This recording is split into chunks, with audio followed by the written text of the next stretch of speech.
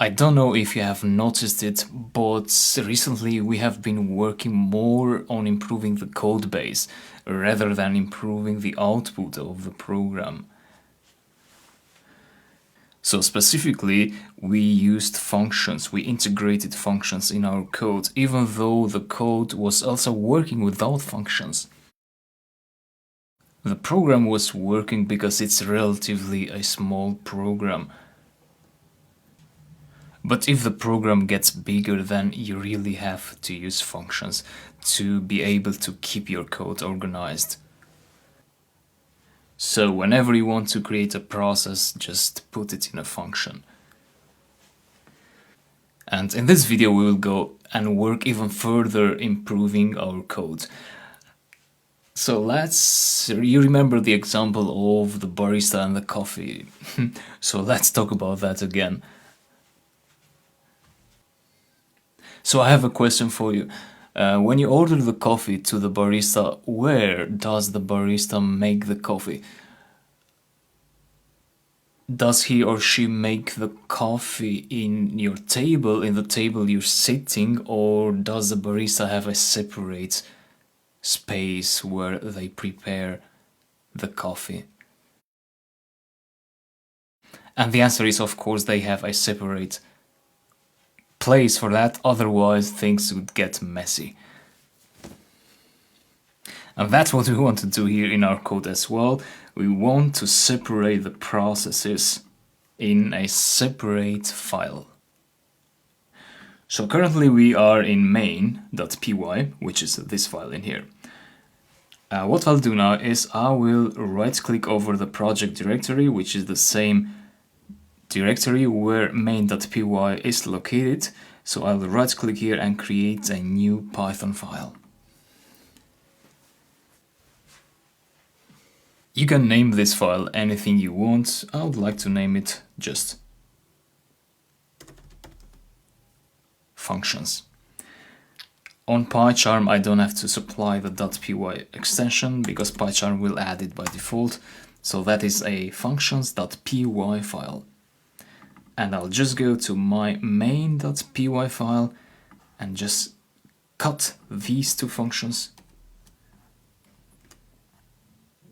and paste them in functions.py. And I'd like to open this file to the right side so you can see both files. So main.py here, functions.py in here. I'll close all these.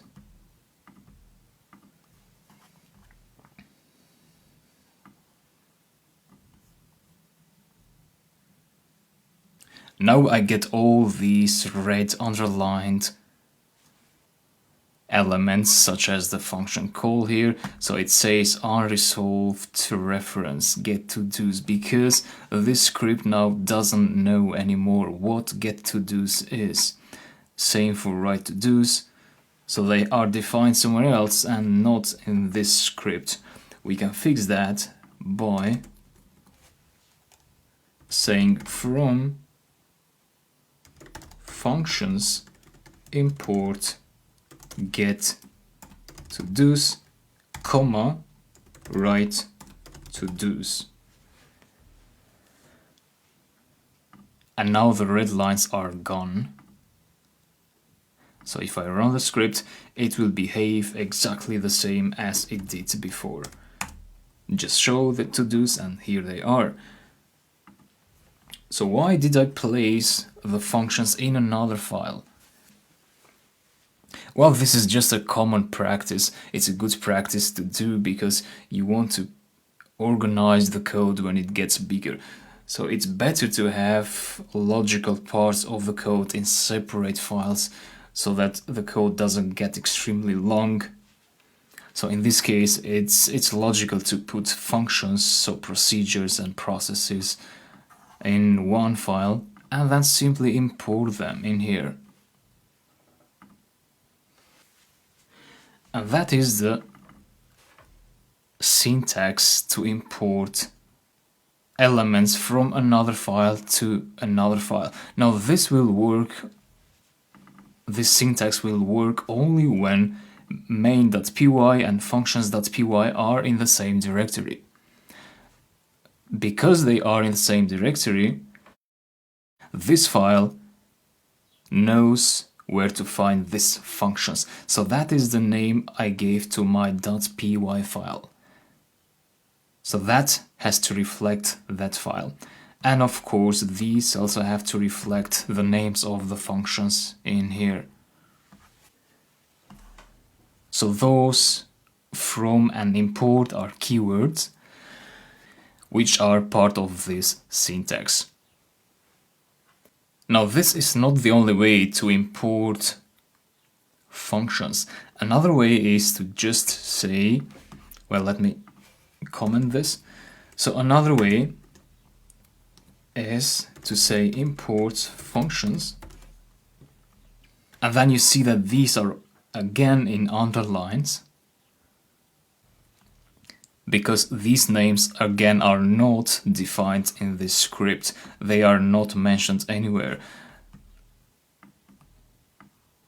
When we had that line, which is now commented out, so it's not recognized by Python, when we had that line, that meant that these were available, they became available in the script. But now we have to follow a different approach. If you do here import functions, then here you want to say functions dot get to do's. And I guess now this also becomes a bit familiar, this syntax. It becomes familiar to you. So that's like the same syntax that you use to call methods. For example, userAction.strip, where userAction is a string and strip is the method which removes spaces from this string. The difference here is that this is a string and this is a module. So it is this script, but when you import the script here, then you call it a module. That's the terminology. So in other words, when we are in this main.py script and we import that other script, we refer to that as the module. Same thing like in the coffee example, where the clients could refer to the area where the coffee is made with another name, and the barista itself with their colleagues, they can refer to that place using their own name. So here in this main.py, we are in our table and we refer to that functions as the module, where something happens and this script is not interested about what happens there. The script is only interested about getting the output of those procedures, those functions. So we get the output from there by calling that space. So we can get now functions, we can call functions from that space there. So similarly, we want to mention functions.write-to-dos here, functions.get-to-dos in there, wherever you have these break lines.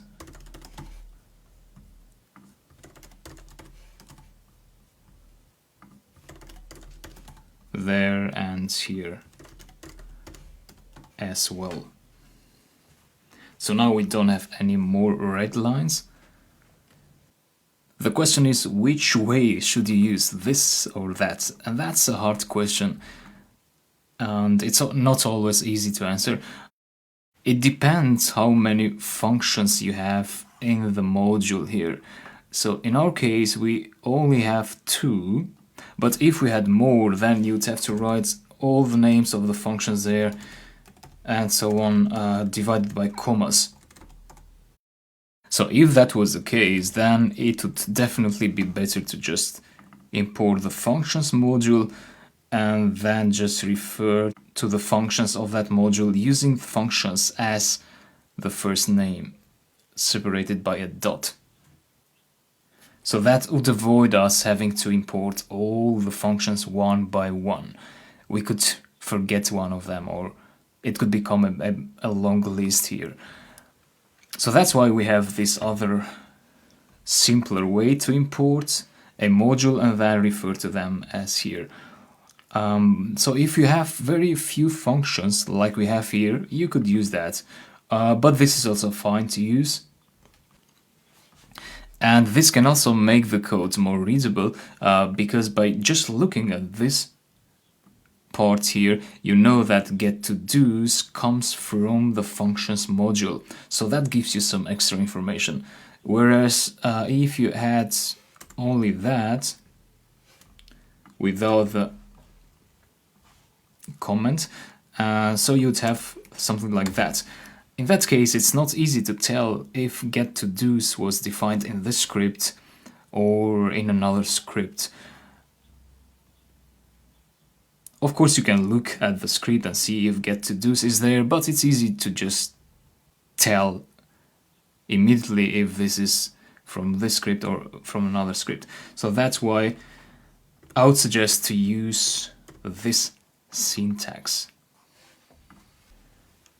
Lastly, it could happen that you may have more and more files, and in that case you may want to create a directory. Let's call this modules.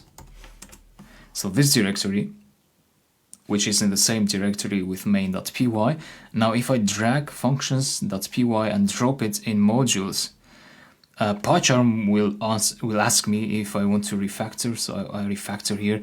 In that case, PyCharm changed this from import functions to from modules import functions. So this is the new syntax now. And so as you see, modules reflects the name of the directory here, and functions reflects the name of the module. So if you ever have directories where you place files, then you want to follow this syntax. Points to the directory name and then to the module. In our case, this is not necessary, so I'll drag this back to the main directory, and this will be used as just functions. So that's about creating modules and importing them. So this is both a script, as I mentioned, from its own perspective. This is a script. From the perspective of the other file where this is important, this functions is a module. So I hope that makes sense. We will run a few experiments in the next video to understand some things better. So I'll see you there.